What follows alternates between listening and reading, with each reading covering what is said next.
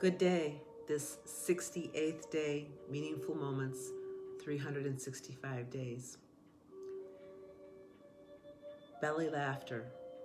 You know the kind that gets really down deep. And I'm sure has these physiological and biological and psychological effects upon us. And they benefit us in such beautiful ways. But how do we get to that, moment where we're really in that belly laughter? It's usually something that we can't make happen. It comes up and arises out of us spontaneously. And those are meaningful moments, really meaningful moments. So coming from me, a person who definitely leaned on the serious side of life, it wasn't until much later in life when I really began to enjoy that belly laughter. And I think a lot of it also comes from this ability as we develop within ourselves to be able to laugh with ourselves, to be able to embrace the situations that we're in and derive something that is hilarious about it. So I'll first start out with this little piece of this morning. It was so apropos because I was getting ready to set up this live and to share with you about belly laughter, and I'll do that in a minute about some ideas that had come to me.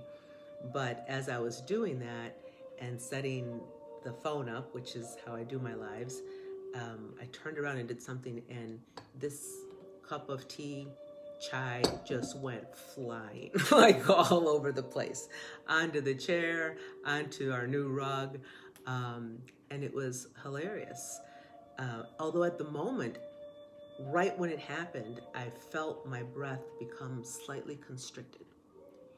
And then I breathed into it and released that. And then I thought of the moment, and then the flash came to me of how many moments there have been with doing these lives or our Zoom webinars or whatever's been going on.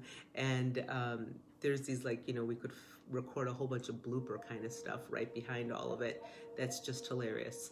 And that it's important to share that piece because that's all part of this idea that things are rolling out in this perfect moment, which I talked about the other day. It is a perfect moment. It is a perfect moment with all its foibles and everything else that this life is.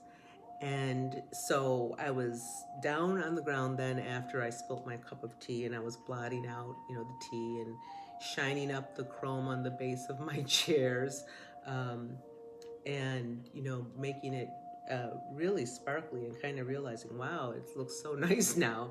And, I just had to start laughing, just chuckling at this whole foible. It made me think of Lucille Ball, a comedian that I used to watch when I was a kid, and how hilarious it was to watch her do her foibles. And all of this brings around this other idea that I had about belly laughter and how good it is. Belly laughter has been some of the greatest medicine in my life. And right back here, you see my mortar and pestle.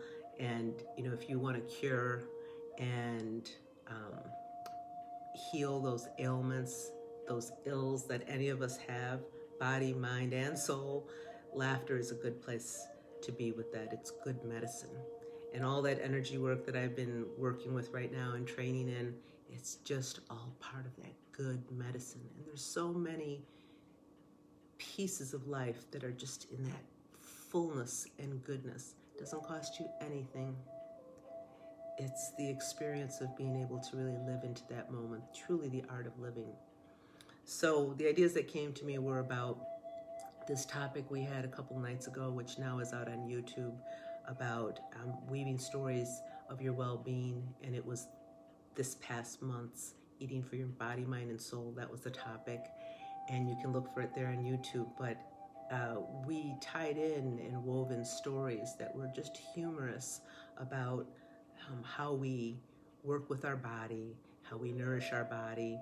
And it was a different slant rather than, the more serious tone or the more medical or physiological approach or even the spiritual approach.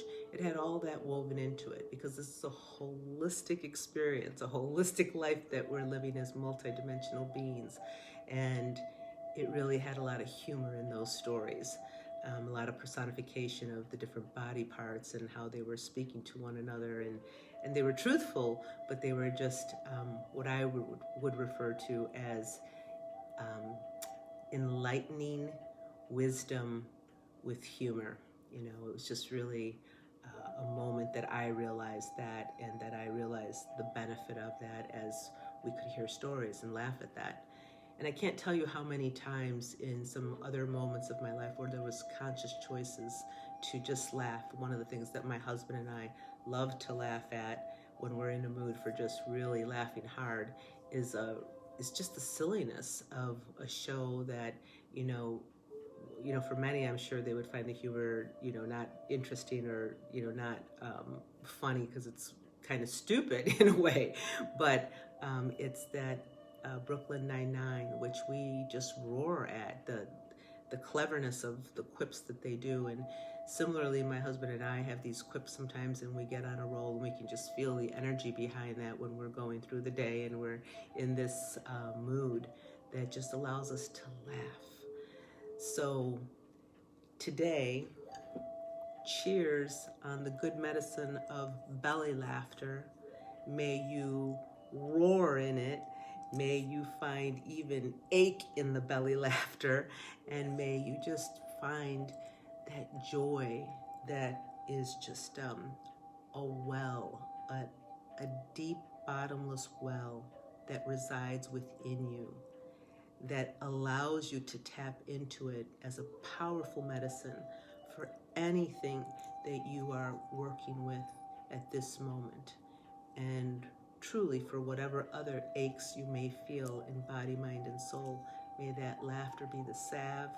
May the embracing of that laughter, which also has an essence and quality of love, just surround you to know that you are held in an eternal grace. So for you today,